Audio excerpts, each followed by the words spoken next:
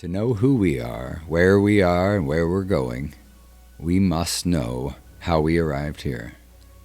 Welcome to Prophetic, a revolutionary study of the Great Pyramid, which promises to rewrite civilization's history. Between my hat and my headphones, Maybe it's time to retire the hat. That's what it was. Do you remember? That's what it is. No, you saying that was the thing that I was like, okay, clearly, because that is something a cisgendered man would never highlight. Right? Am I right? I mean, yeah, because we be looking presentable, you know. I get that. I suppose it's not something a gay man would really overlook for themselves either. It's No, like I think it's just you, Dave. It can't just be me. I don't know about all that. Okay. Except the rednecks out in Warrenton, you know. Oh, goodness. Oh, that's funny. We got to keep this footage. Anyway, with us today, Alex Kelly. What's up? What's up? What's happening? Alex is giving me shit about the hat, Yeah. which I know you guys like. So, Alex, you tell us something about you. Well, my name's Alex, obviously. I do a lot of vintage clothing. Been doing it for like 4 years. Nice. I'm trans. Nice. So, yeah, I've been transitioning for about a year. A year. Yeah. Okay. Which is not exactly why you're on the podcast. Well, you're on because I know you. Yeah. But you're on to help me. Yeah. Truth be known. Yeah, of course. So, Alex, trans man, right? Yup. And then also, I was talking to my niece, and even when I do a normal podcast stuff too, like I got to get the language right in my head. Yeah, you got to get the lingo down. Yeah. Yeah. Like what's what? What do I say? What do I do? What's appropriate words, not appropriate words? I don't know. Anyway, so you're here to help me. Absolutely. And you're here, our discussion is to help the other 90 however many % of just cisgendered people. Absolutely. Be they whatever race, whatever creed, whatever sex. From what I've read, there's only about 1% of trans people in the world. Okay. They make up the whole world. Right. Yeah.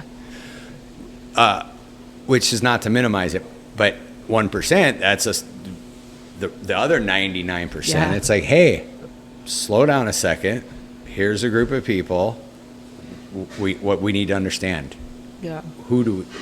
It's like, look at other stuff too. Like you tell me, but it seems to me, it's like trans people or people with gender dysphoria. And we got a little coffee shop background noise too today, which is fine. Yeah, just a little noise. Just a little noise. Just a little bit. Yeah.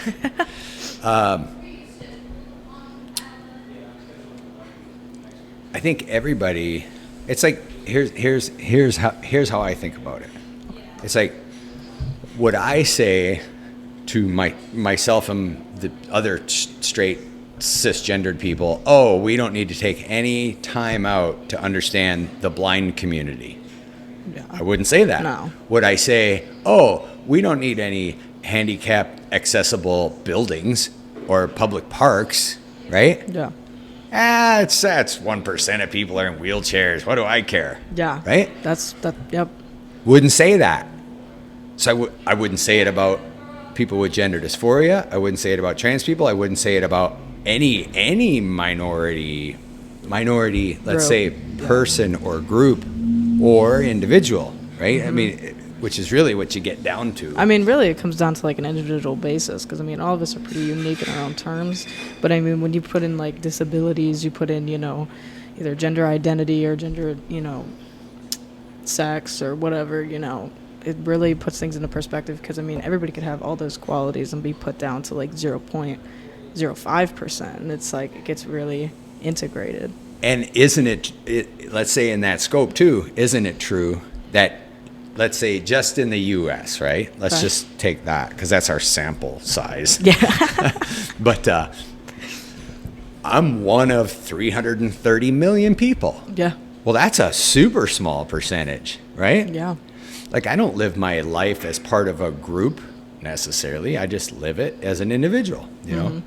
And then even me, and let's just say everyone I know, right? Let's say Facebook friends, 1,000 friends, whatever. Yeah, right. Okay, so 1,000 out of 330 million. It's like, that's my sample size of exposure and just what goes on out in the day, right? Yeah. Well, this is all just super small. It's like a penny in the world of currency.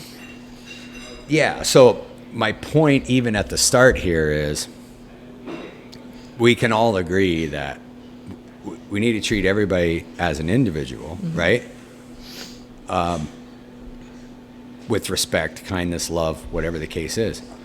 But then as soon as you look at, let's say you look at group identity, which we're going to talk about all this too, but group identity or protection, civil rights, legislative or equality under the law, right? That's a slightly bigger different scope. Realm, bigger scope. Yeah. Right. So, and in that, you know, then you've got voting blocks, you've got, so there's some of that enters the discussion as soon as you widen the scope a little, right? Yeah. But on an individual basis, it's like, hey, I know you, love you. Yeah. What's the deal? What's going on with you? Tell me about who you are. Yeah. Like, and here's another thing too. And I, like I say, speaking from the cisgendered, I want to say middle-aged, but I'm not really middle-aged, am I? It depends on who you ask. Oh, okay, old cisgendered white guy. How about that? Okay. Let's just call it what it is. All right. Anyway.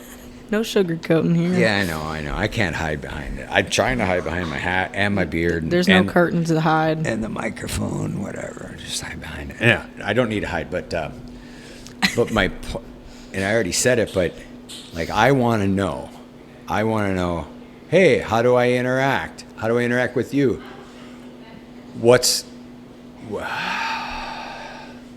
I just think it's like only with the tightest scrutiny can I be certain that let's even say I'm not offending Patty or a person on the street or whatever. I'm not, and then there's so many different sides of this issue. Absolutely. So, but I just want to be a respectful member of society. Yeah. And a respectful friend, or let's say even as a father or an uncle or whatever, right? Yeah. And it's like I'm not sure how to do that, or I do know how to do it, but do it. It's hard to navigate in the right way. Yeah, Whatever. Yeah. So that's the main purpose of us talking, yes, is for you to help me, absolutely, and for us to learn something. So anyhow, maybe a couple things. Maybe just a few. You know? Right, just a few. What'd you say? Vintage clothing. Yeah. Well, right now I'm rocking this Pride Los Angeles 1990 piece. It's from the original Pride there. So. I was around in 1990. Really? I wasn't even born yet. So you're saying I'm vintage? Maybe vintage. Some people may say antique. I don't know. I don't know. Antique, vintage. Yeah, but it's like that's here. Old school language is like throwback back to the day, right? Back to the day. Like for example, I have a piece that maybe even I'll give to you, which is we gotta see this. Lollapalooza, 1990. 89 maybe? No, maybe 94? 90. No. Like the first Lollapalooza. I would love to see Ice-T, Red Hot Chili Peppers, Jane's Addiction, give or take. I got a shirt. Alice in Chains? No, they weren't at the first one. Okay. But I got some of that. I got a shirt I've been holding on to. Okay, I would love to it have needs a good that. home. I would wear that all the time. First of all, it doesn't fit me, but second of all, it needs a good home. Okay, well, I guess we're gonna figure that out. All right, we'll cover that after the podcast. Absolutely. So more vintage. Yeah. So what else? Tell us more about you. I grew up playing golf. I played golf for about 15 years. Right. I got a state record pretty much. I won general all conference 3 years in a row, my sophomore, junior, and senior year. In Missouri. Yeah, in Missouri. And then I went to the Misha state tournament, like, state basically. And I placed top 25 3 years in a row. So nice. And, like, our school had a record pretty much. It wasn't on paper, but we didn't lose a match my junior year, I want to say. Right. So, yeah. And you're 22 now? Yeah, I'm 22. That was when I was... So 5 years ago. Yeah, well, till 2017, 2018, 2019. Right. So... But I used to always see you either going to practice or coming back from practice. Yeah. It's like every day. Yeah, I mean, I played all around the states when I was a kid from the ages of like 5 to 11. I played in Waco, Texas at the Starburst Classic. Played in gateway events, like probably 100 from those ages. And then I played in just a ton of stuff. Right. Like, I played Little People's, just a ton of different things. But all golf all the time. Yeah, it was. And then I was like, I'm not down with this anymore. Like, I just wasn't into it really because I got burnt out. I mean, I was playing since I was like 5 years old. So it's like kind of done. Who got you into golf? So actually, my mom was upstairs cooking dinner. My dad was at work. And I was downstairs in the den. And we had a TV down there, and while she was cooking, I put on the Golf Channel.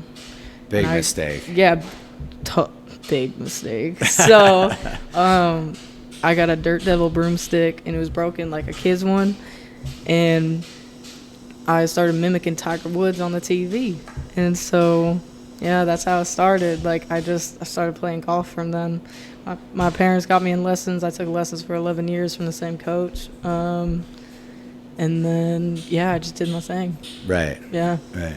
Good. I played with girls that are, like, on the Stanford golf team. I mean, one girl I know that I competed against, she was on the Stanford team, and she won, I think I can't remember. It was a couple of years back, but she won the NCAA championship for Division I. Right. So. Yeah. Did you beat her? No. Oh. No. Back in the day. But, I mean, I could have gone all the way, but, there's a lot of different things happening today that make me not able to do that because of legislation. And then, if I was to go off and be that person, I don't think that's who I was meant to be, honestly, because there's just a lot of different components to it, Right. I mean, my mom passed away when I was in high school, so it was difficult. Yeah. That was not ideal. So I kind of just didn't really care about school as much and then just went my own way. Yeah. Hey, listen, anything that happens 15, 16, 17 is like transformative. No, it really is, yes. Much, and no pun intended. LOL. I'm just saying. No, but like just life shattering. I mean, Mom passing away. Will you tell us about that? Yeah. So, when I think I was either 11, I think I was 12. My mom, she had a stroke. Mm-hmm. She went to the hospital. She got drop foot syndrome for sitting in the beds too long.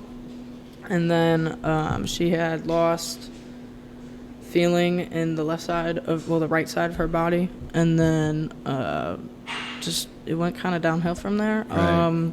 She was in and out of the hospital all the time. She had 2 herniated discs from 10 years previously. And so, it was just terrible. She ended up getting a vascular disease. She was in like a cast for like a year, and then like she got cancer like 2 years before she died, and then they amputated one of her legs because of the vascular disease, and then she went in for a second one, and they did that, and then when her troponin levels were going down and just levels in general, they tried to intubate her with a heavy oxygen mask. And if anybody's watching this and they've had one of those or seen one of those, there's a difference between the two. There's a smaller one, there's a very heavy flow one, and my mom got the heavier flow. Which is forcing air into the lungs. And so they put her on that, and she took it off, and then they intubated her, and she was done. Right. So it went downhill after that. Yeah, she died December 4th, 2018, so. How old were you then? I was 17. I was turning 18 like 3 weeks later. Yeah, so this is from 11, 12 up to 18. You're dealing with mom stuff. Yep. Yeah. It was difficult, but it was a growing experience. Yeah. Honestly, it's always going to be a growing experience anywhere I go. Right. And what was the impact on you? The impacts I had from my mom is just like to be kind to people, honestly. Don't be destructive. Right. She cooked a lot, so whenever I'm cooking, I'm like, I think about her. Oh, Or I have good mom, food. Yeah, she cooked every day, like Right. 3 meals a day. Right. So when she died, we go out and eat all the time. We were going to like Pasta House Right. every Nobody day. wants to cook. Yeah, yeah. So Yeah. I had similar stuff. My mom passed, I guess it was give or take, I don't know, 10 years ago. okay. But I mentioned before on the podcast too. So we go to Winfield and look at the eagles and take pictures of eagles Yeah. and stuff. So that was that's kind of an ode to my mom. So similar to you cooking, that. I spread her ashes my last day of state in 2019. Right. So In one place? yeah, the last like in hole. a sand pit, last hole in the sand trap. On the on the last hole, I went with my golf coach, and she had been gone not even a year yet. Right. And so it was coming up on a year though, and I just released some of her ashes on the last hole, and then I sunk like a 40-foot putt from there. So Right. yeah, Did you cheat? never. You'll kick it in Never, at the end? never, No. ever. No cheating. Yeah. No Isn't cheating. Isn't that the thing? Hey, you're not allowed to cheat in golf. Absolutely I mean, not. unless you're- Actually like 10 plus, like probably 15 years ago, you couldn't even use a rangefinder in some matches. Oh, right. This girl got eliminated one time. She was playing, and they saw her using one, and they were like, "You have to leave. Off the course. Yeah, you're done. Yeah. Go home." Pack it up. Yeah, for real. So mom passing away, and then so also, you and I met in recovery. Yeah. As you came in, whatever. I'm the dusty old guy sitting in Oh the my corner. gosh, yeah, I was right? like 17. Am I not? Yeah, I was 17 when I met you. Yeah. And Yeah. it's like, I don't know, what's this old guy gonna say or think or whatever. But then too, we were talking on the way over here. It's like I got sober at 18, so I get it. Whatever it is. Yeah. Been there, done that. So how did that whole rocky road start with you? And then even now, you're 8 months in. Do you say 10? Well, I'll have 8 months on Okay. the 21st Okay. of this month. Of May. So, yeah, of May. Yeah. So, Okay. yep. But I after my mom went downhill, I had like a neighbor, and we used to hang out, and then things happened. We Right. started smoking or whatever, and then I went to treatment a few times when I was like 15. No, yeah, 15, and then I started recovery from there. And then a month after my mom passed away, I was like, this is not it, so I'm done. And I kind of walked away from everything, and then I went on my own little journey for 3 years. So, Right. but I mean, there was points where I tried to get clean again, but it wasn't like anything serious. Like I hadn't hit a bottom yet, so it was like it wasn't worth it in Right. my opinion. I was like, okay, I'm gonna go to meetings more for the socialization. So Right. yeah, Yeah. Okay. Yeah, because you know what kind of people you're gonna find. yeah, right? yeah, exactly. So, at a Never meeting. know what can happen, you Right. know. Yeah. So yeah, especially after midnight. Yeah. Anyway, Nothing good happens after midnight. Always remember that. That's so funny. If that's the only thing you take away, always remember. Right. That's funny. So this last 3 years, give or take, right? So how was that? I mean, you're like, okay, I'm out, and then It was rocky, honestly. It was very rocky. My senior year, I say it every time somebody brings it up, is the best time of my life, but it was really destructive at the same time. Yeah. Like, there's a lot of different things happening. I mean, the winter of my senior year, my mom had been gone a year, and so I had to graduate without my mom. COVID hit, I was seeing someone at the time, and things didn't go well, and that's what really put me in a spiral. Like a year after I graduated, we parted ways, and it was tragic for me. And so I've since worked on that because through recovery, it's really brought me to a different spot and perspective wise and just growth with that. And so, but once we had parted ways, it was just really bad from there. Like, there was no up. There was just down for like 2 years. Right. So, about a year and a half. Yeah. Yeah. And it's, I mean, everybody's, you know, we always try to, tendency maybe is to think, oh, you know, the drug addict, the alcoholic, the whatever, like they're just on this self-destruct, blah, blah, blah, blah, blah. But everybody's susceptible to life change, lose your job, death of a parent, death of a child, whatever, right? Life happens always. Life it never happens. stops. Yeah. And that's good and bad, but you can make whatever you want out of it, you know? Yeah, and I guess it's almost like, well, I mean, if you knew better, you would have just, you know, you wouldn't have. Yeah, It's whatever, right? Yeah. But people experience life's tragedy, life's ups and downs, trials, tribulations, whatever, and then we do what we do, and I mean, hopefully there's some learning behind it. But, Yeah. But a lot of times it ends tragically. Yeah. You know.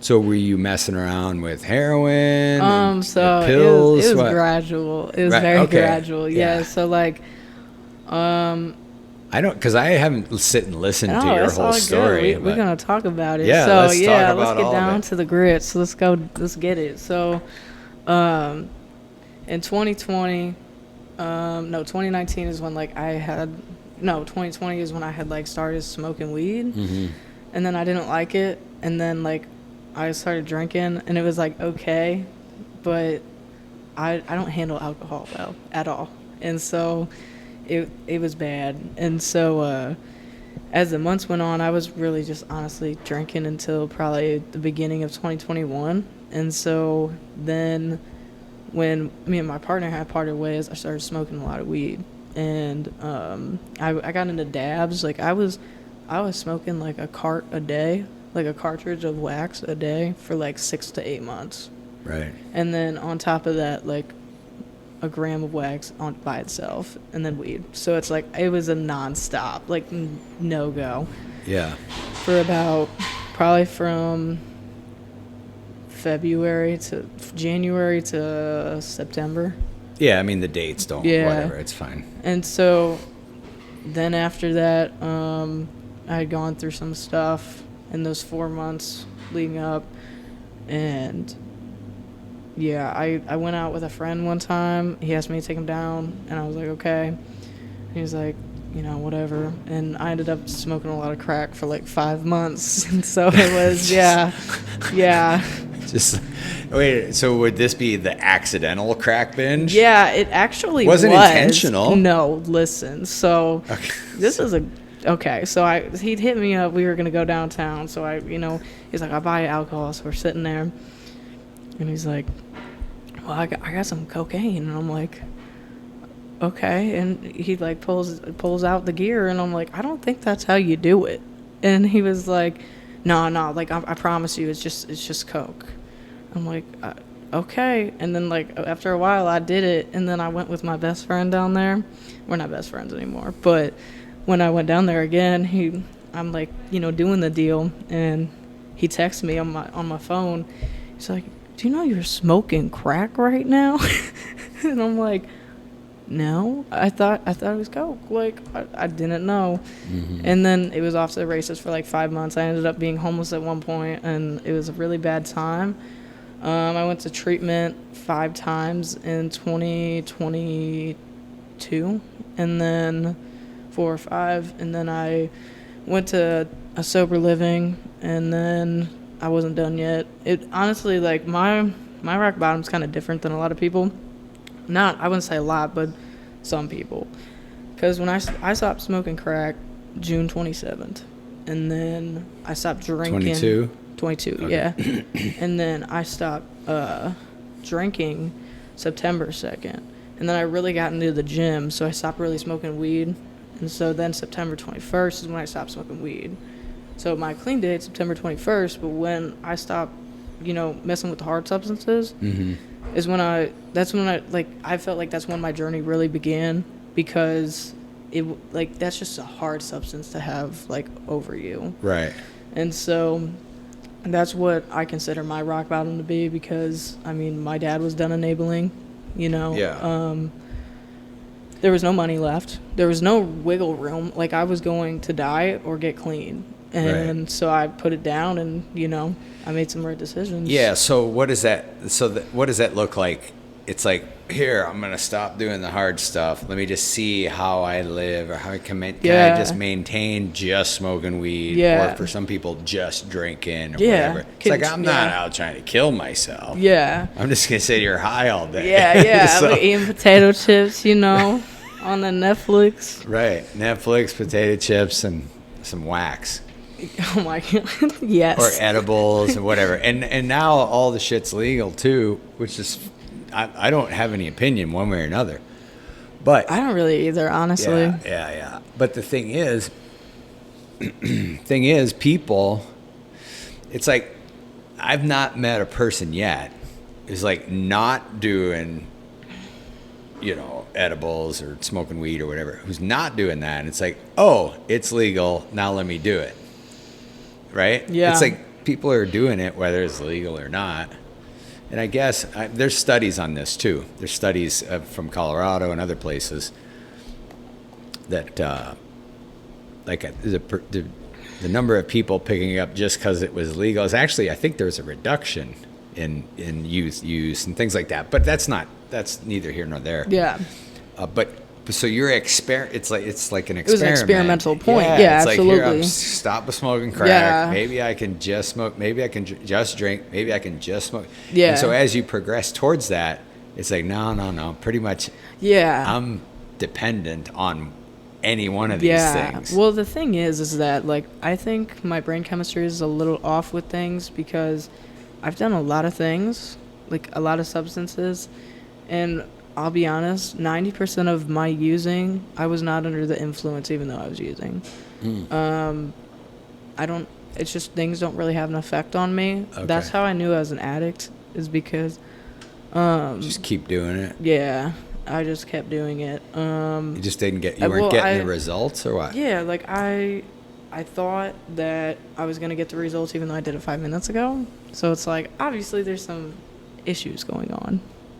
Right. So, yeah. And maybe it's just personal body chemistry, whatever, right?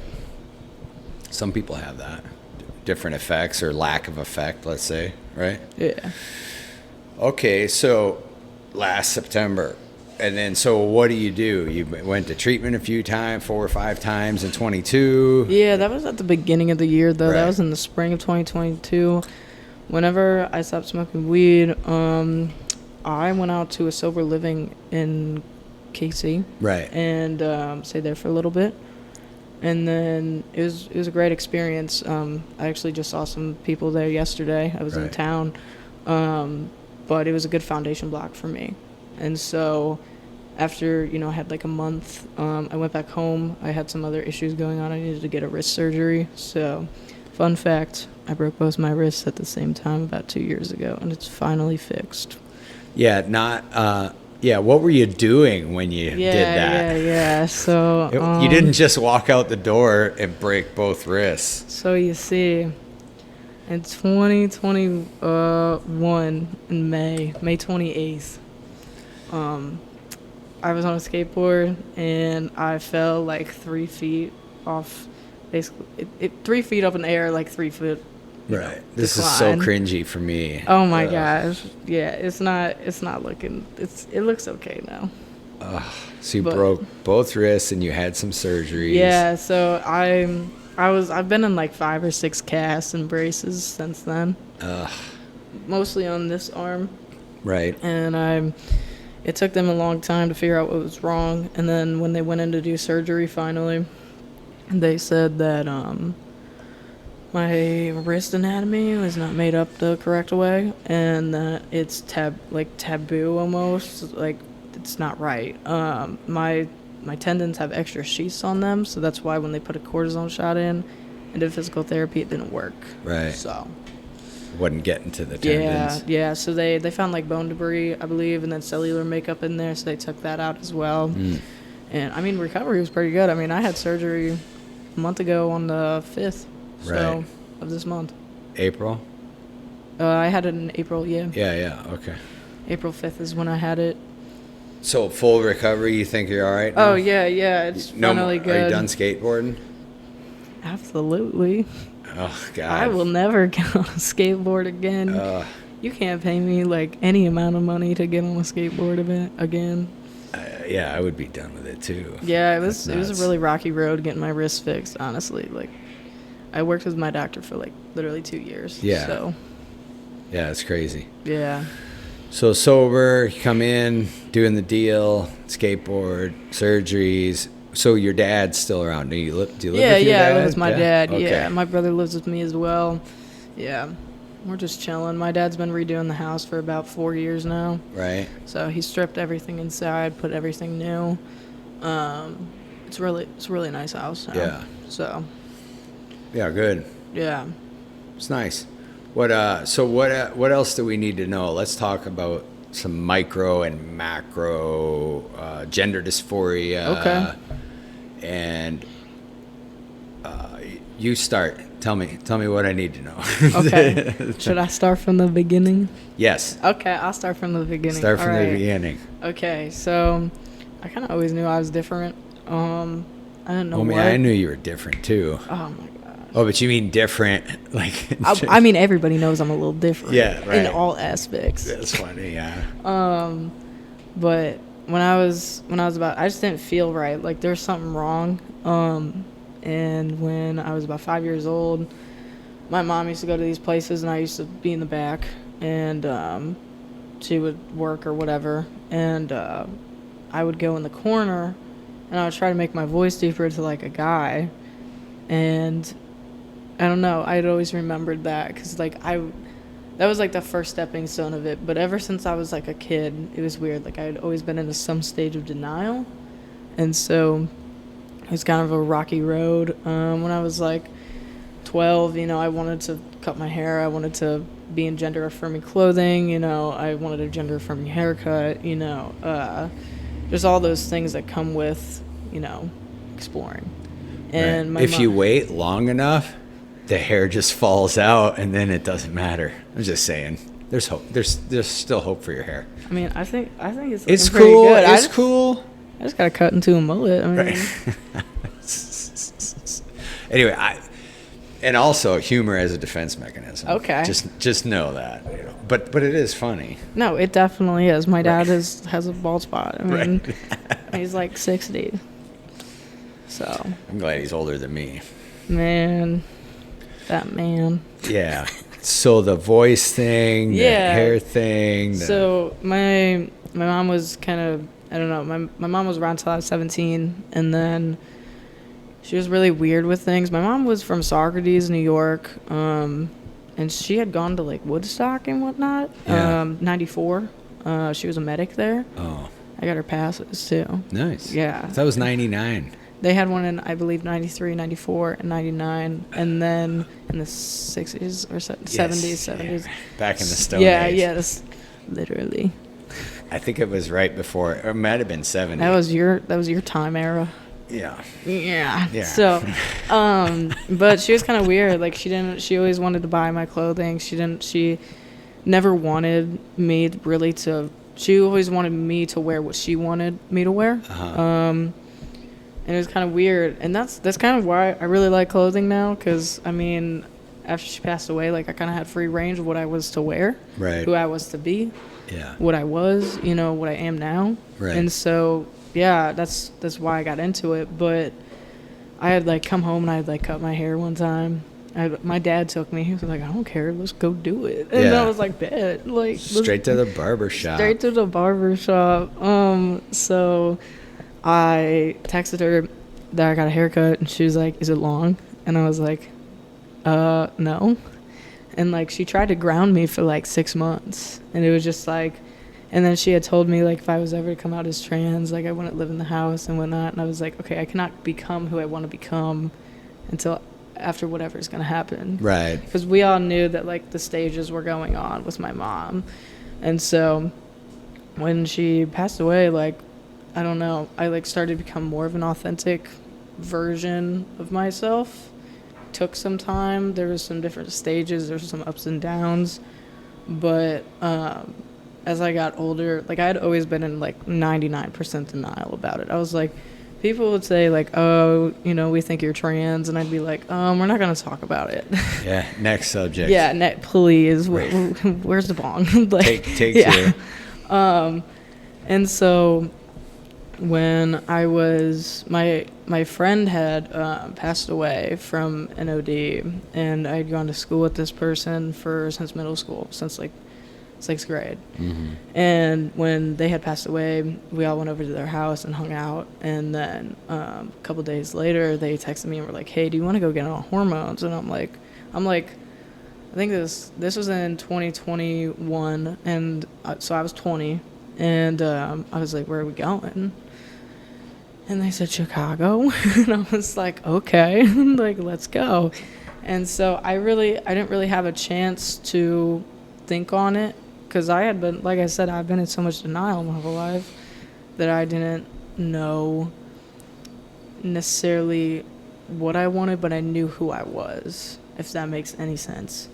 And so we go up there like a couple days later. They get on estrogen. I make an appointment for testosterone. And then a month later, I went back up to Chicago, got on it. They gave me a prescription for like 3 months. And then my addiction kind of took off after that. And so I waited until like March to go back of 2022 to get on hormones. But then I didn't stick with it. Like, I didn't really know what I wanted because I was kind of flooded with things in my life. And so I just sat on it for a long time, and I had gone back in the closet for a while, and then, you know, came out and more authentic. And it was in June, like 2 days before I got clean, that I, you know, was like, okay, I have to do this. And so that's when I really started living like the person I am today, because Right. I was confident in it. Like, I knew it was going to be one of the hardest things I've ever done in my life, but it's who I am, so why not? Like, Yeah, you're just postponing it if you don't address it or yeah. And then too, with that whole scenario is the inconsistency with, Absolutely. am I going to take my testosterone? Am I not? Oh, yeah. I'm saying you're like living in the streets and Yeah, high, exactly. whatever. Like, it's obvious. Like, what am I concerned about a testosterone prescription? Obviously not. Yeah, it's not the So- best environment and health care, whatever, for you to be doing anything. Yeah. There's no predictability. Absolutely. And that's the thing. Like, that's how I knew I needed to get off the hard substances, because I knew I wasn't going to be able to get on my journey with it if I wouldn't, because I wasn't worried about going to a doctor's appointment that was like $100. I was worried about, $20 each day. You know what I mean? So it's like, I knew it was time to live who I am and who I've always been. Right. And meant to be. So. Yeah. And then, so in this whole discussion, again, from the outside, we hear topics, and I've talked about this a couple times with friends, mostly cisgendered males. I got you. But so and then even scientifically, et cetera, biologically, like, am I seeing it right when it's like, here we have biological sex, and then we have gender, and then everything that goes with that. Yeah. Gender roles, gender Yeah. this, gender that. Right? This is soup. It's a lot. It's a big soup. It's a big soup Yeah, with but lots of it's stuff in it. So it's a big soup, but it's a simple one at the same time. It's just you have to understand it. You know what I mean? And how people understand it, I really believe, is just getting educated, because there's a lot of data out there for people to look into. There's a lot of reliable sources that have info on these things, because Right. there was an emergency ordinance put out that this was last month, and they were supposed to put it in place on the 27th of April, and it had stated like that nobody can get hormone therapy if they have autism, depression, and it causes cancer and all these things, but all the sources were unreliable. And so obviously a judge came in and they restricted it like yesterday, and it won't go into effect until May 15th. And this goes for like all transgender adults. So if you don't get on hormones by May 15th, then you may not be able to transition until February of this year, or Right. who knows or not when. at all, or whatever. Yeah. I mean, yeah. there's resources to go over to Planned Parenthood in Illinois and like Fairview Heights, right. because like that's what people are wanting to do. Who like, if they're not meeting the cut, they got work, or they're out of town or whatever, they're gonna go through those providers. Right. So Yeah, and so there's still a solution. It's just kind of far and few, if Right. that makes any sense. yeah, so let's just say the regulation, whatever, is just narrowing these windows. Well, they're narrowing windows, but at the same time, they're narrowing the whole building, because the thing is that they really want us gone. I mean, we are literally only like 1% of the whole world, and they don't care about the other 99. They just want us out, because I believe, in my opinion, that they think that we are, very different from everybody else. And like, in reality, we might have different, perspective on things. We might be different people, but who we are is still people. Like, there's a big difference between sex and gender. Like, sex is what biological, and, gender is, whatever, female, male, non-binary. So, Right. Yeah. Right. And that's yeah, and so it's I mean, in the simplest terms, right? If I was to say, "Oh, I'm a union worker," right? yeah. Let's just call that gender, just for sake of this argument, for sake of my stupid brain, okay? So if I was to say, "Oh, I'm a union worker," well, what type of union worker? I don't know. Are you a carpenter? Are you an equipment operator? Yeah. Like, there's lots there. If you say, well, I identify as male, not gender male or gender man, okay? It's not, this is what people don't understand, or even I didn't understand until I worked through it logically. It's like, gender identity, or even, let's say, gender roles, right? Oh, if you rewind 60 years or so, women weren't in the workforce, okay? You rewind 100 years, women didn't vote. Yeah. Okay, so we've got men, we've got biological males telling women what they should and shouldn't do. Yeah. We got gender roles when it comes to childcare. We got gender roles when it comes to work. We got all these gender roles. Yeah. Right? And then, so. But really, is there a gender role? You know what I mean? It's like, I mean, as we're getting, I mean, it's 2023, and I think that idea is really getting smashed right now, because it's possible for, in my opinion, anybody to be who they want, any profession. It doesn't, Right. because you could have a woman who's, working out, every, 5 days a week, and, they eat well, take supplements. They're an iron worker. Yeah, they yeah. do construction. You don't see it very often, but there Right. is those people. And Yeah. then, males are nurses. My dad's a nurse. Right. And, like, he's the only man that is in his unit. Yeah, So yeah. it's like... and Yeah, he's- I have a friend who's a nurse. We've got male. So just in the gender sense, so we got biological males, testes, penis. I'm just saying, this No, is I how got simple you. we gotta get this shit down to, Yeah. right? I mean, for real. Yeah, for real. And then we got biological females. Matt's gonna get a little education here. What's Matt. up, Matt? What's up, Maddie? What's Maddie? up? So, but then when it comes to gender, it's like, we're not talking biological male, biological female. So is Yeah. it more male? Are we using the same words? So, I mean, the anatomy, too, is very broad, and people don't understand that. Because, like, for example, the person that I went to, get on hormones with, they just had, implants put in. So it's like, anybody can be anything. You know what I mean? It's like, it really depends on the person. You know, Right. there's many different things, because some people are very far along in their surgeries or transition after like a year. Like I know people that have like full beards that have been on hormones for a year, Right. and it's like I'm hitting a year like in June, and there's nothing here.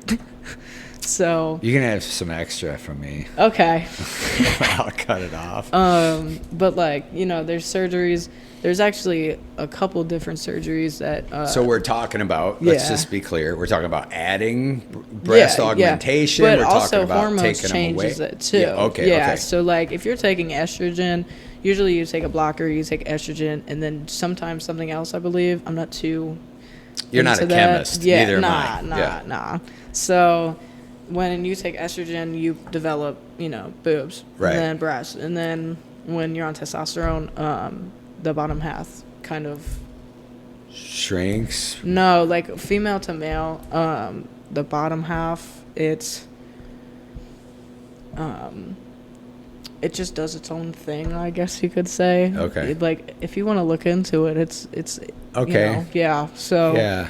but Further research. yeah, further research. Google that shit. Yeah. So, but Okay, because again, I'm ignorant of that. Just and we don't have to hang on that. No, but, you're good. No, but I'm just saying I don't know. What are we doing with breasts? No breasts? You know, It's just everybody. double mastectomies. Yeah. Because, like, what I'm trying to say is that, like, people's genders, really, anybody can have whatever. You know what I'm saying? Like, it's really just how we're identifying. You know what I mean? That's what it comes down to. Yeah. In my own opinion. Yeah, whether you've got can we call it junk?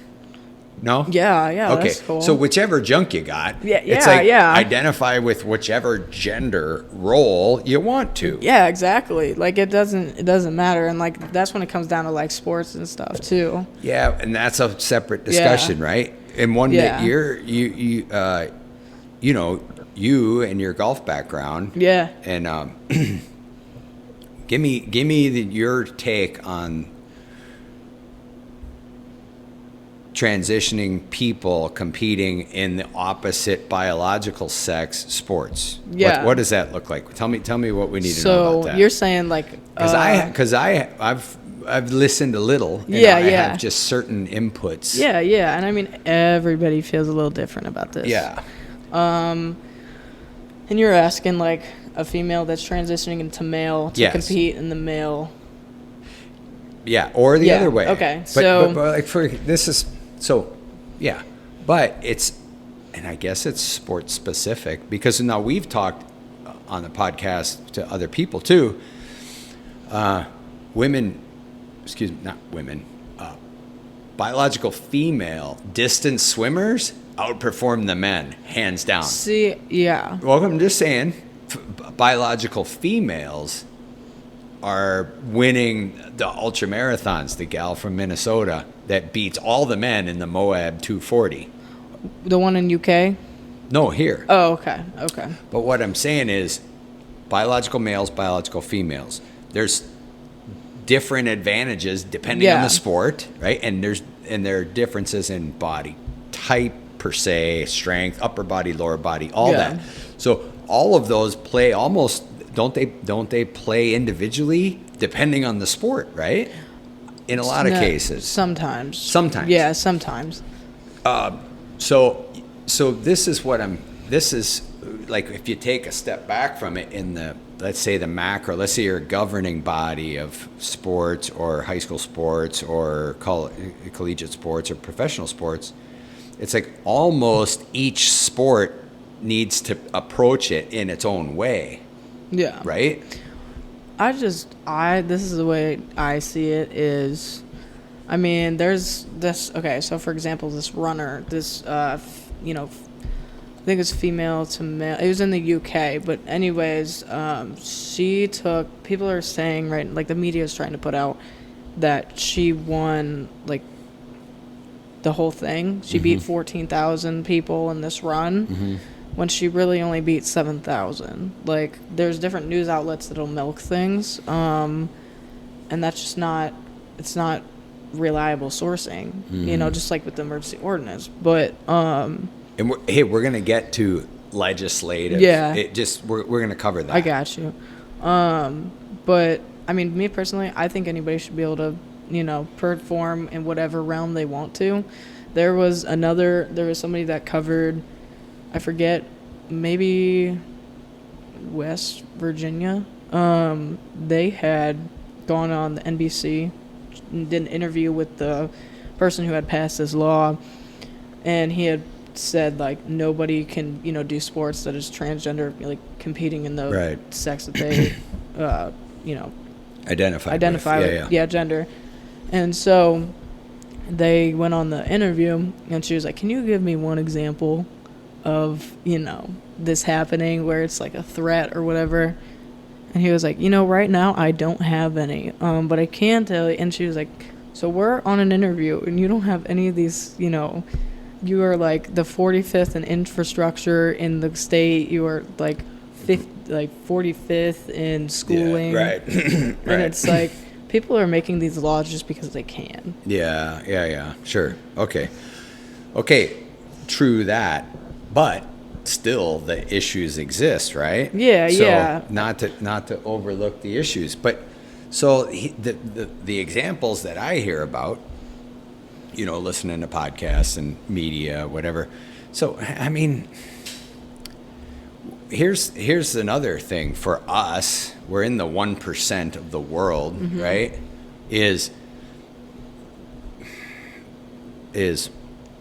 with respect to people that are dealing with gender dysphoria or transitioning, and listen, I cannot even imagine the amount of hoops you got to jump through, okay? Yeah. Individually, emotionally, spiritually, with family. Yeah.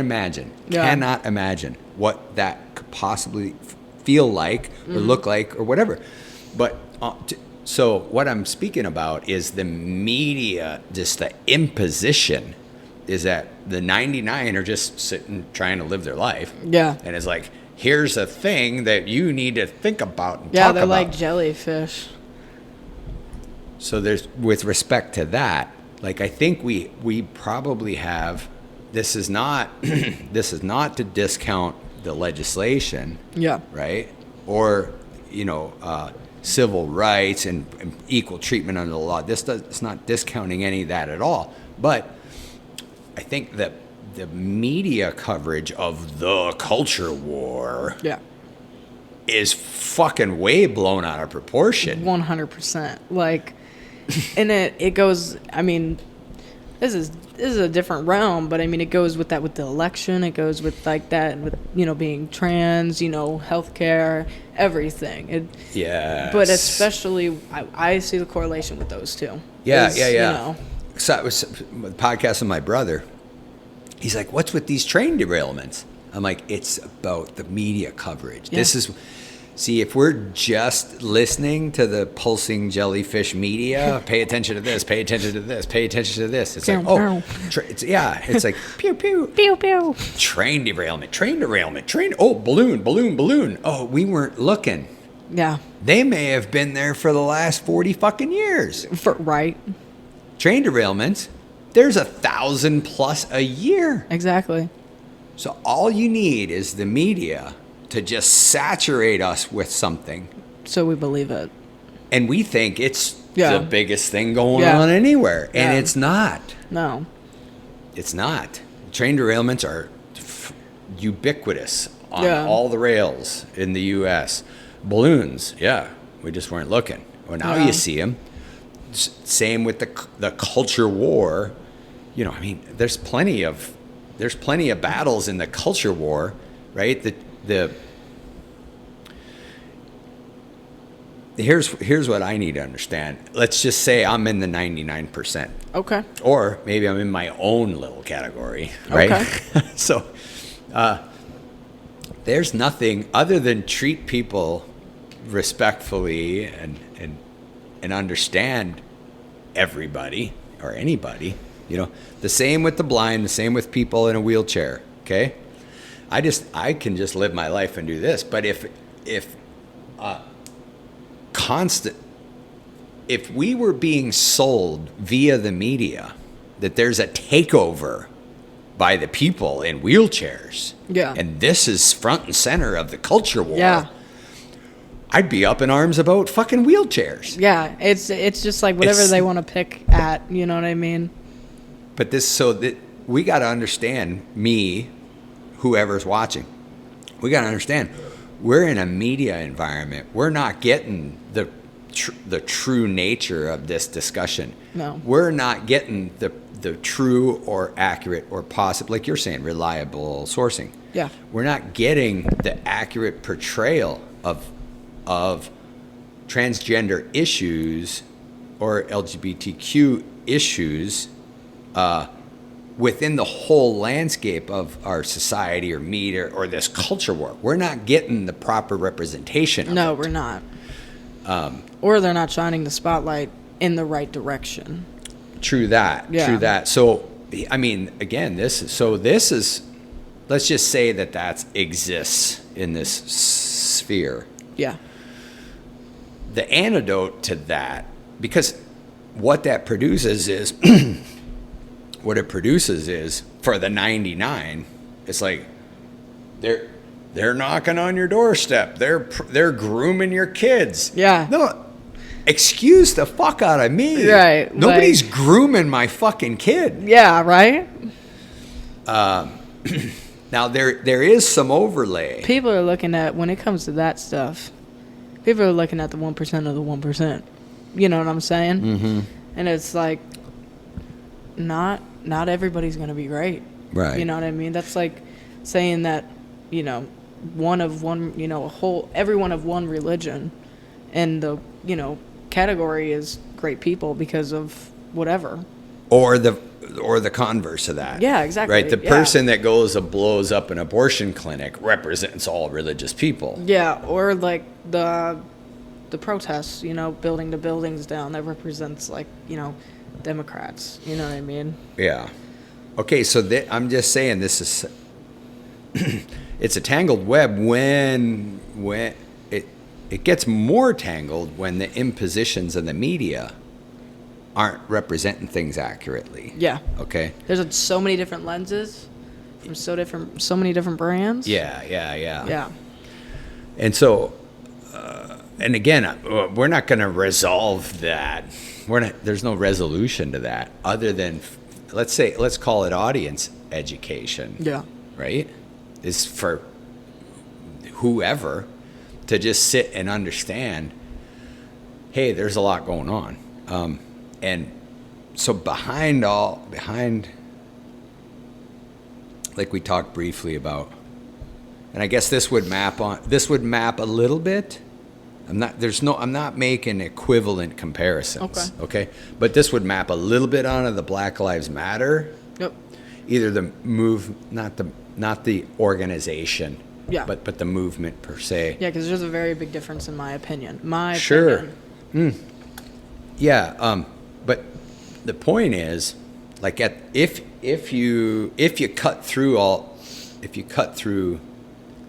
I don't want to call it noise, but the oversaturation by the media. Yep. Right? And perhaps even misrepresenting stuff, or not being authentic.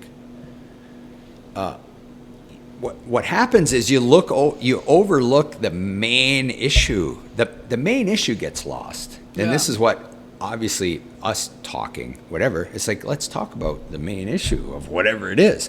The main issue with Black Lives Matter is these unarmed U.S. citizens, overwhelmingly black, are being gunned down by officers. Yeah. That's the issue. And I mean, they're having body cams, and then they're not even prosecuting with the body cam footage.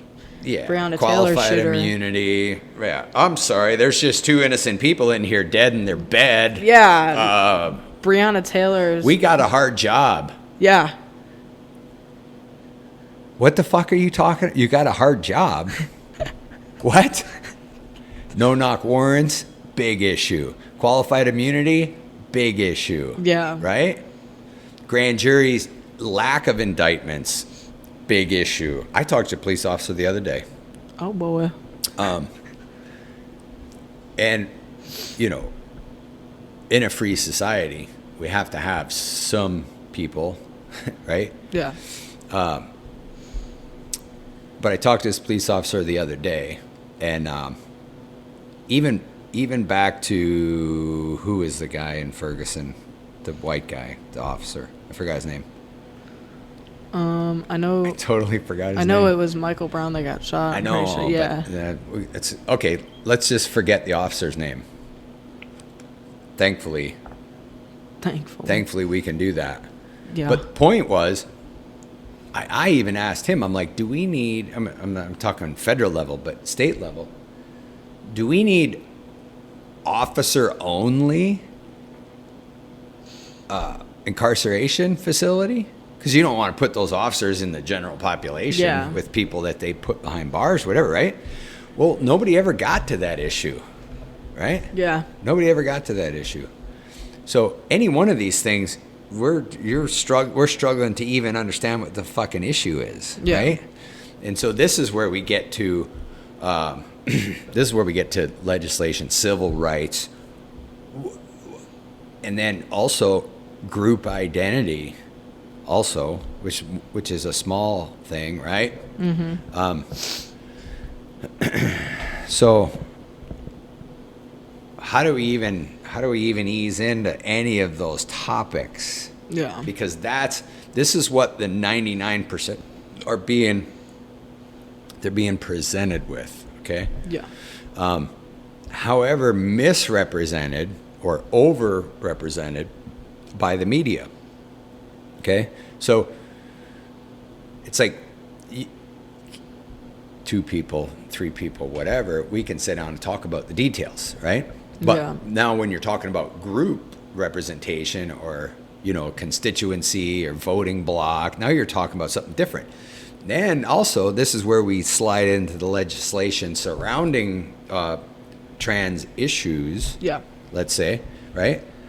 You've got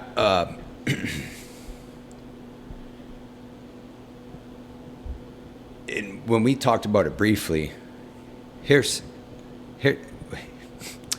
was my initial thought. I'm trying to think of the 99. Let's just say we need. My initial take is we need some societal protections for underage people, right? Yeah. People are under the influence of parents or extended family, right? Mm-hmm. It's like, when does a person make their own autonomous decisions, things like this? Yeah. Oh, you can join the military when you're 18, you can do this, and you covered some of this yourself, right? Yeah. So there's is there legislation needed on the societal level or on the state level? And then, like, how much overreach is there? And you can tell us about that. So there needs to be some, but what's the balance of that? That's, I think, where we get lost in the details, right? And then here was when you told me the numbers about restrictive legislation, let's call it, the first thing I thought about was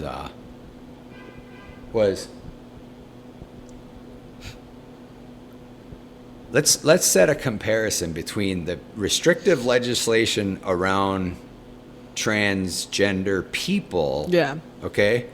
And let's contrast it against the number of legislative line items, let's say in the tax code. Yeah. To force churches to pay their fair share of taxes, right? So on one hand, we've got an institution that's been around since the founding of our country, which are tax exempt, right? Just whoop. How much legislation is required to make sure churches are doing what they're supposed to be doing? Exactly. How much? Give me an answer. 0. Yeah. Right? How much legislation do we need to protect people I would say who are facing the trans issue? Yeah, I would say a lot, you know. So, you know, but this is what I'm saying. Societally, in some cases we get zero legislation. Yeah, yeah. How much legislation is there restricting gun access? LOL. Very little, right? Yeah. So how much legislation does there need to be to restrict trans access to hormone therapy, et cetera, et cetera, et cetera? I mean, honestly, it only takes one person with some things. You know what I mean? One person can bring this up. I mean, we saw Andrew Bailey. Tell me about this. Yeah, the emergency ordinance, basically, so he came out with it the beginning of, like, mid-April, okay? And basically, it's like an 11-page emergency ordinance, okay? And people... Was this just in Missouri? Yes, this was just in Missouri. Okay. So, when this came out, even some of my friends didn't know about it yet. I was like, is this real? Like, what is going on? Right. And so we thought it was fake for a minute, and then, like, I was researching for, like, an hour or two. Yeah. And so people, like, still didn't have enough details or insight in on it. But basically a statement came out from Andrew Bailey, the attorney, you know, and he said... our attorney general? Yeah. Okay. Yeah, and so he had said that anybody that is not on hormones after the 27th of April was not going to be able to transition until, I believe, February sometime. 2024. Yeah, 2024. Yeah. And if you wanted to get on hormones, though, you would have to have 18 months of, like, therapy. Like, I think it was, I don't know, there was, like, an hour limit each week, I think, and that maybe. And then if you had autism or depression, you weren't eligible. All of your mental health issues had to be resolved. Right. How does mental health get resolved? It's called remission. You know, right. If somebody has bipolar, they have an episode in 3 months, 6 months. Right. Obviously, they're in remission. Right. Or if it reemerges. Then a year from now. Exactly. Whatever. Like yeah. it's basically a no care act, and so there's a lot of different things on there. Yeah. And then And so just at the forefront of that, sometimes there needs to be some legislative protections against for people, right? So it's just kind of one or the other. Yeah. So they needed to have. You also needed to have 3 years of gender dysphoria on paper. Right. And then I think it was like for the mental health stuff, it had to be like, I don't know, something was in there. Like it was an extensive amount of time. Yeah. And so if this passes this month on May 15th, mm-hmm. it'll be the first state out of the whole United States to restrict transgender affirming like hormones and care. Okay. Of the, you know, it's the worst one ever. Yeah. Okay. And so without painting too broad of a brush, so what do you think would be a good way to offer some protections for people? Right? Like there's draconian imposition, which is maybe what this is. Yeah. But then how do you tiptoe through what's an overcorrection versus some protection for vulnerable or people that need it? Well, you see, how I feel about trans youth, gender affirming care is a little different than most of my community. I had a friend in high school. They were freshmen, and they had been transitioning since middle school, since like 6th, 7th grade. Mm-hmm. And go by different name, go by different pronouns, had, you know, gender affirming haircut, gender affirming, you know, clothes. And 6 months into us being friends, like 8 months, they came up to me and they were like, hey, I'm not going to transition anymore. Like, I'm going back to, you know, being this person. Right. And I was like, okay, like, that's cool. Whatever floats the boat. I don't care. And they're now a totally different person than when I knew them. Right. And that was their decision. But they were, like, 15 when they, like, decided to do that. So they had been living, you know, however many years as this other person. And so whenever the topic comes up of, like, gender-affirming care for youth, I kind of look at it differently because I had a first-hand experience in that. Yeah. And so I just look at it differently. I think that there shouldn't be hormones done until like 17 or 18. Okay. And like surgeries definitely not until 18. Right. And that's just me personally, because hormones does something to the body that is irreversible within about a month. Yeah. And so, Right. And so also, so we've got individual, but then you've got, let's say, legislative. So it's not, we need to respect that everybody has an individual yeah, outlook on this absolutely, stuff. absolutely. And it's not just I'm signing up for everything that this block of group think. Yeah. There's room for dissension. There's room Yeah. for. Because I mean, I don't know. I'm mostly all for like trans rights. Absolutely. It's just when it comes down to that realm, it feels a little, there's a little room in there. So Yeah. And I think even recently, and again, we're not, this is not a news broadcast, but there's a lot happening on this front even. Let's say, clinics changing or closing down in Great Britain, or lawsuits and things like this. So there's a bunch of yeah, everybody's trying to sue everybody right now. So there's a lot still happening in the discussion. Yeah. So when you were mentioning, though, you mentioned the number of restrictive legislation put forward. Was that on a federal level or state by state level? You had mentioned the number of legislative proposals restricting. Oh yeah. Care So or whatever. Yeah. In 2019, there was about 60. I want to say around 60 bills, or Was this federal or was it state? I don't really remember. Okay. Bills in general. Okay. And proposed for restriction on gender affirming care at the end of 2019. Right. Well, this was about a month ago that I looked into it, but we were at about 450 in the middle of April. Yeah. Yeah. These are legislative proposals restricting gender affirming care. Yeah. And then like Kansas, they passed a bill like 2 weeks ago, I want to say, sometime last month, where they had passed a bill, and it said that anybody in high school that was transgender had to go through inspections. Like, they were going to look at genitalia. Right, junk. Yeah. Yeah. And make sure they're who they are, and so they can play sports. Well, right. Okay. If you ask me, that's pretty corrupt. Yeah, well, yeah, I mean, you got to decide. Because, I mean, they're minors, Yeah. So this gets back to the sports thing, right? Yeah. Which is it state by state? Apparently. Yeah, everything's going to go state by state for the next couple of years, I believe. Yeah.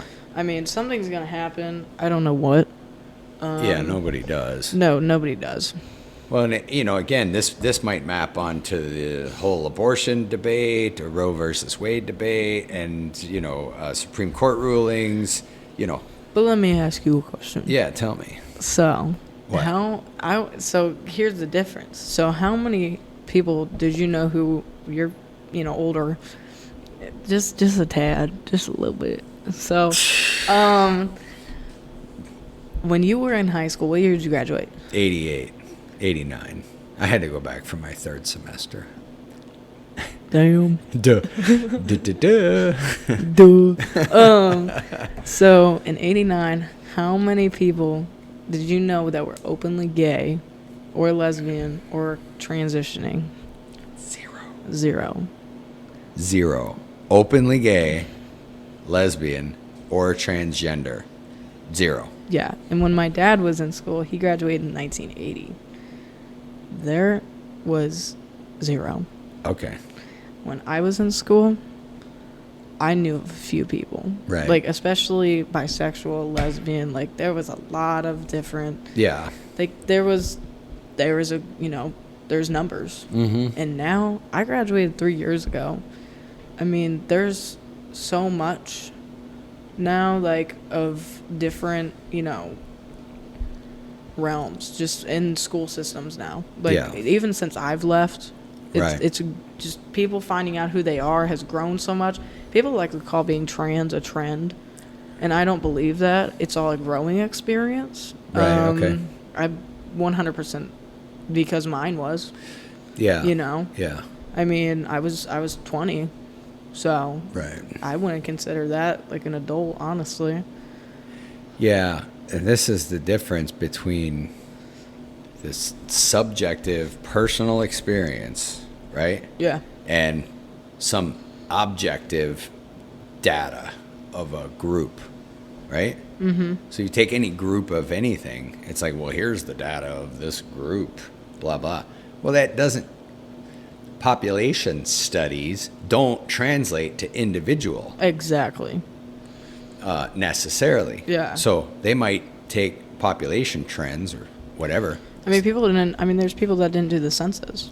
You know what I'm saying? Yeah. It's like, well, you don't exist. Exactly. According to the population data, the group data. Yeah. So I totally understand what you're saying there.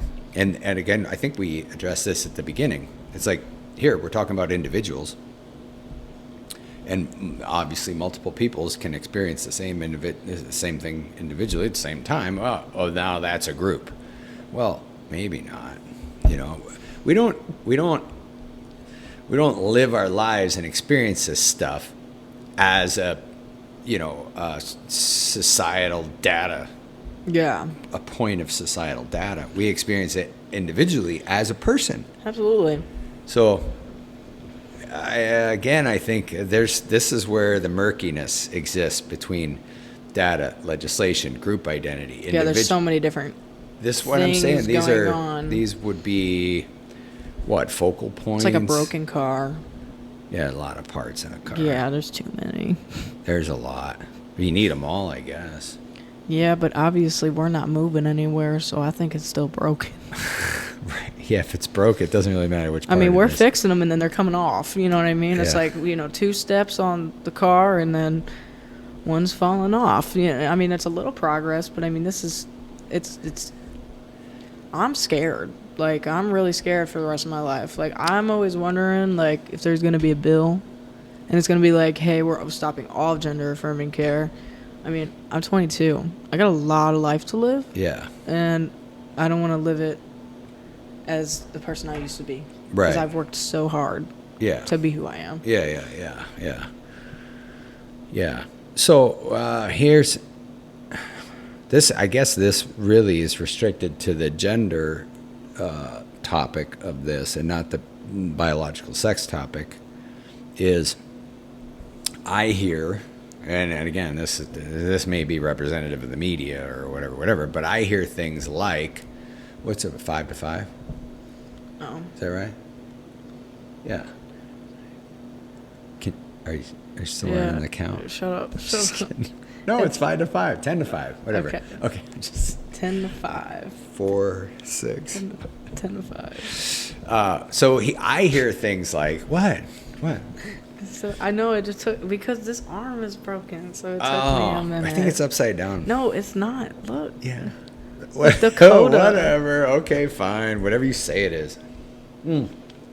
Okay, so I hear things like this. I hear things like, well, I always this is a sticky thing because I mean, I'm not confronting any one individual, but if a biological male says, well, I always felt, right, emotionally, I always felt maybe, when you say, well, I felt, what did you say you felt? Not different? Yeah, different. Or, okay. Just not in the cookie cutter. Yeah. But, okay, so how much of that is like, here's a gender thing, okay? Let's say here's what goes with a male gender. Boys play with G.I. Joes and they crash cars and, we do this and that. And we have short hair and women have long hair, whatever. I think it's honestly, that's getting so smashed right now because we have so many different people now. Yeah. Like, people, even though we have all this legislation that's really messing up things, like, a lot of people are still coming out to be who they want to be. Mm-hmm, yeah. And who they have always been. Yeah. And because of that, I mean, there's people who are non-binary that, you know, wear makeup, cis male, Right. and then I are wanting- have twice on Halloween. Same. And my I did it once when gosh. I was a kid. I know I'm just throwing it out there. What? There's pictures. I would There's- love to see those. There's pictures of Dave. This was not that long ago. Oh my gosh. Listen, though, it was horrible. Let me say, no, I'm saying horrible drag queen. So anyway, can we talk about this? Yeah, what's okay, up? Let's talk about this.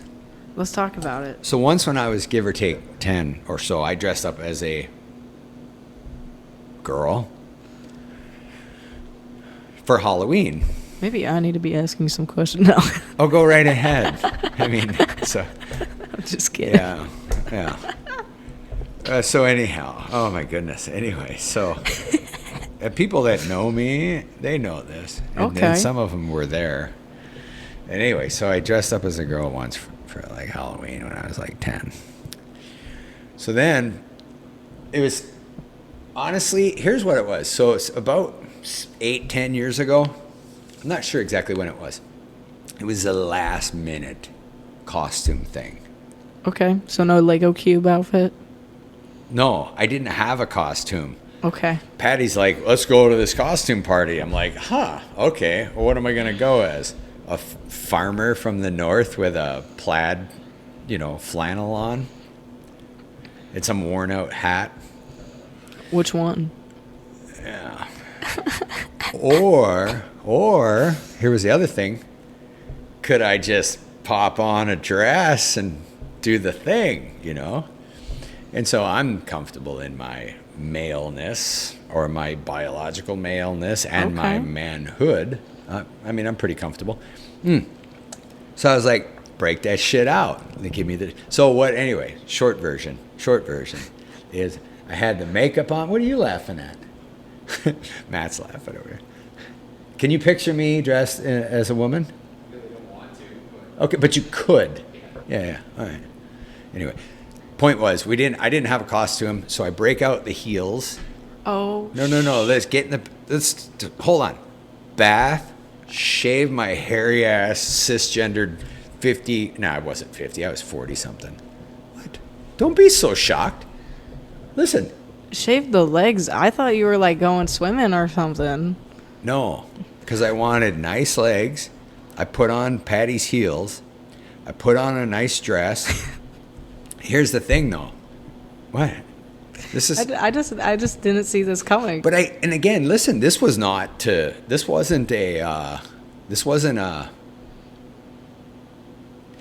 There was zero. There wasn't a gender statement. Oh, I know. I'm just saying. Yeah. Okay. I'm even sharing the story now. I'm not poking fun at anyone. Oh, I know. Okay. I know. But other than myself, so there was no issue. There was no issue with this at all. And maybe, I'm not. Anyway, I'm sorry. Anyways. I'm sorry. Anyway. Anyways. Anyway. So, okay, I didn't do the wig, and I didn't shave my 8-day, 10-day scruff. Oh, here, let me just explain. What day is that? This is I don't know. This is 2-3 week scruff. Okay. Okay, but point was, I had a nice scruffy beard, no wig, so I looked like a man.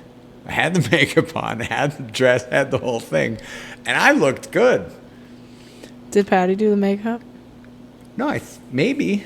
I don't know. Anyway, we did it together, but it doesn't matter.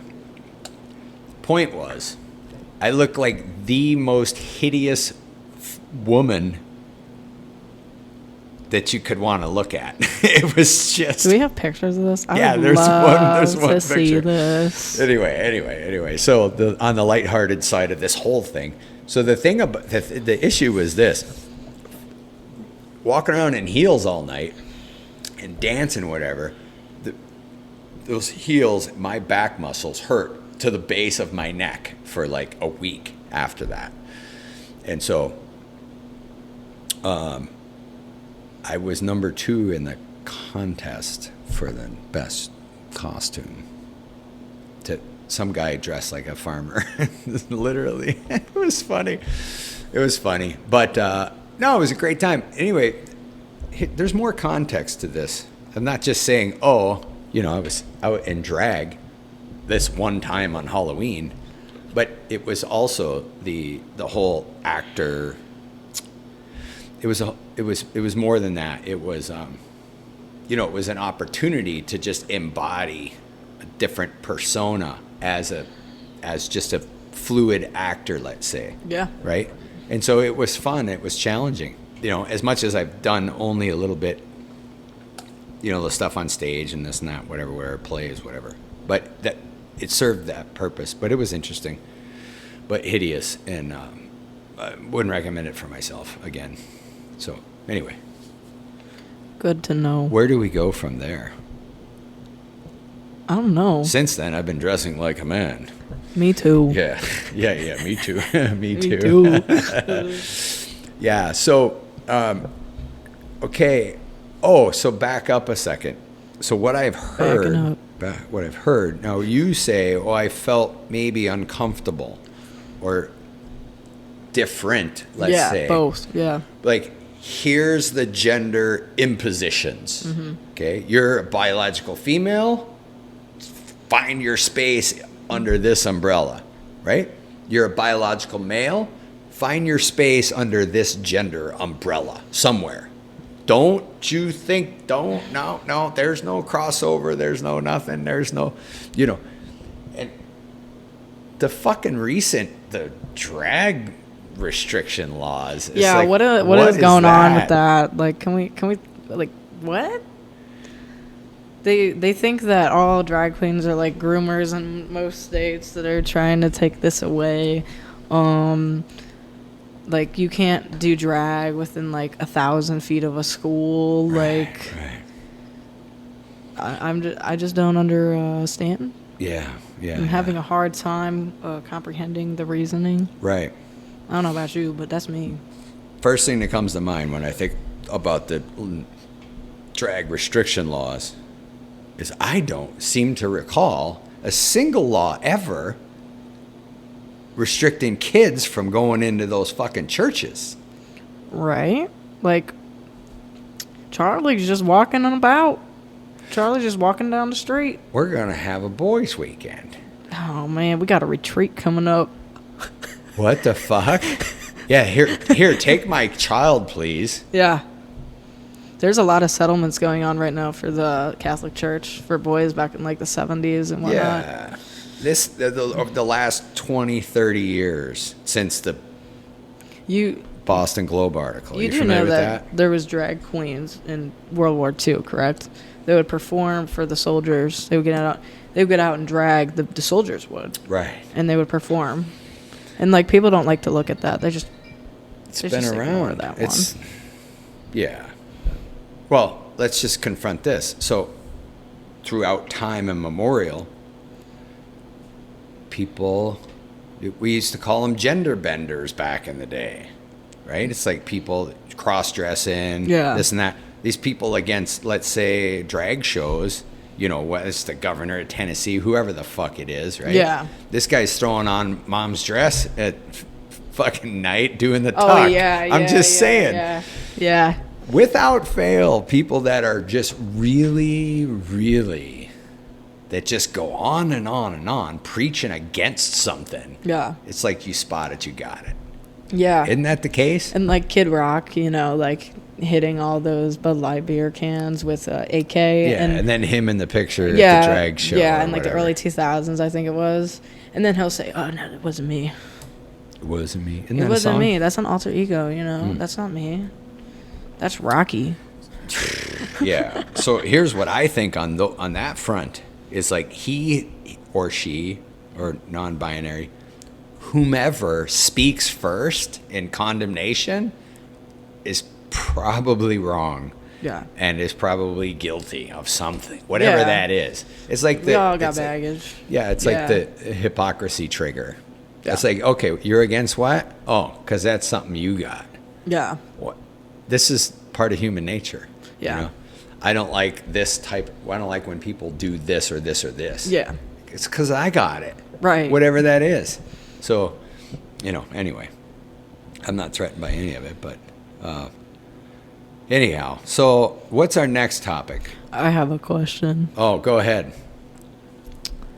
If I got you a new hat, would you wear it? For real? For real? Okay. Anyway, I'm sorry. Wait, some shit. Okay. Anyway, can I share the joking story that I did? Yeah. Oh, it's so when we talked on Yeah. the phone, Alex, you were like, "Hey, what? You need a new hat."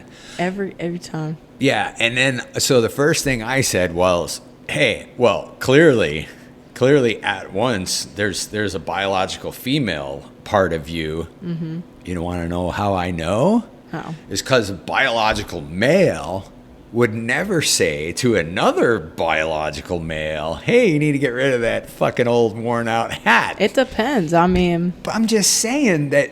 Okay, let me just say, 53-year-old cisgendered white male that I Okay. am, who happens to like hats, doesn't give a fuck. I know, but about like my hat. it's like a $20 hat. I know. I have brand new hats. I know you do. What do I got to do here? So I you don't asked, know. am I willing to? Yeah. Okay. I could try to break in a new hat. Okay, I'll get you a vintage one. How about that? I don't know that I want a vintage one. Okay, but there's so many possibilities. I know there is. I'm ashamed to admit. What are you laughing at? I can get you a Chicago Bulls hat. It's from the 90s. No, I have brand new hats sitting at home. I have this same hat in 2 other colors. I know. How do you know? I You just do not know. know. I just You just know I know. do. I'm that kind of dude. So he buys the same hat in different I colors. said bye. Matt's like, I've heard enough I've heard enough. with that dumbass raggedy old hat. Yeah. So yeah, I've said this before too, I think. But anyway, I have all of my hats. What are you studying your watch? Trying No. to count again? Anyway, I'm just kidding. I'm so busting your balls about this. Oh my God. The counting thing. Okay, so anyway, point is, I will take a hat, turn it into a fishing hat, right? And then I wear it for however long, 10 years, 5 years, I don't know. And then I put it in a box.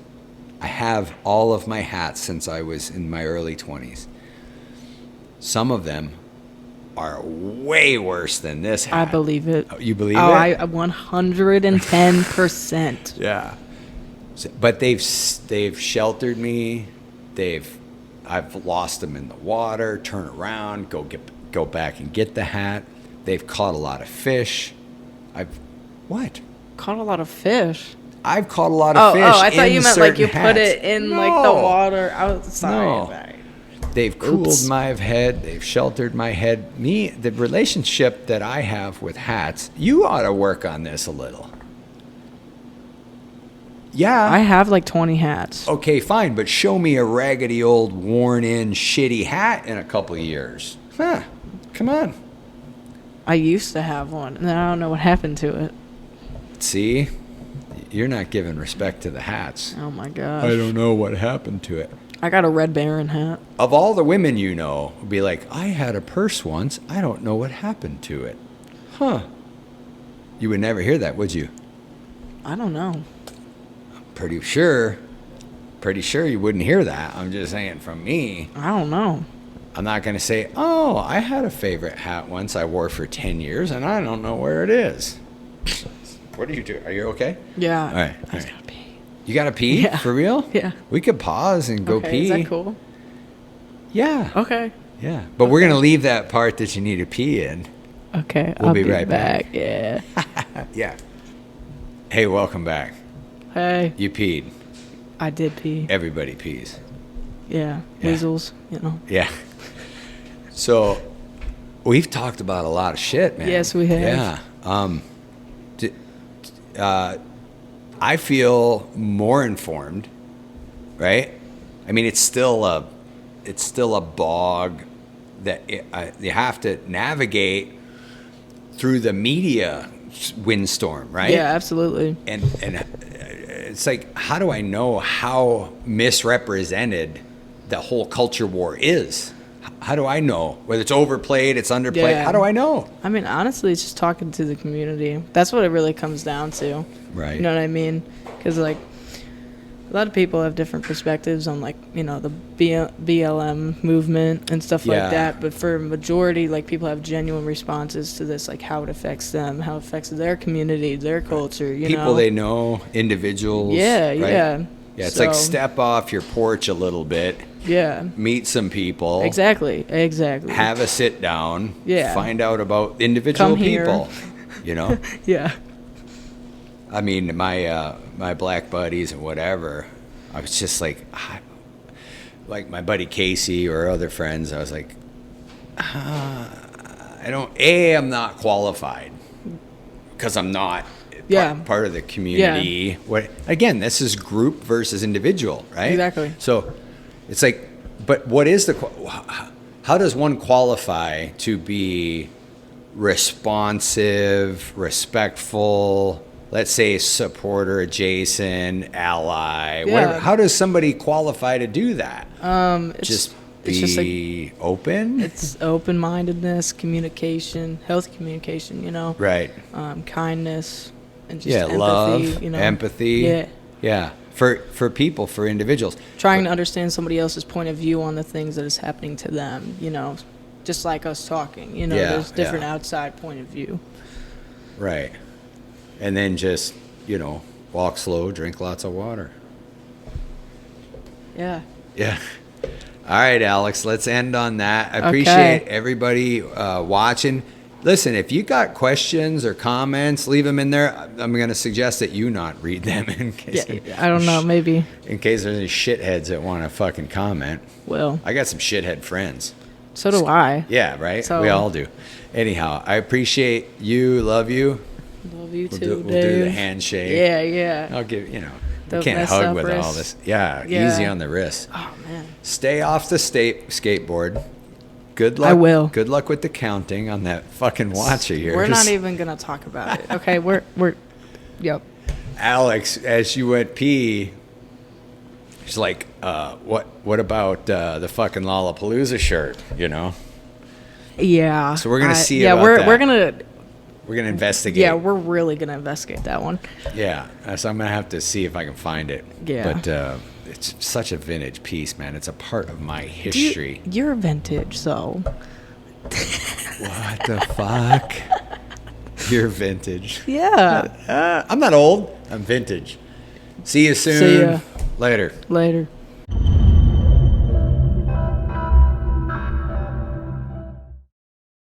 To know who we are, and where we're going, we must know how we arrived here.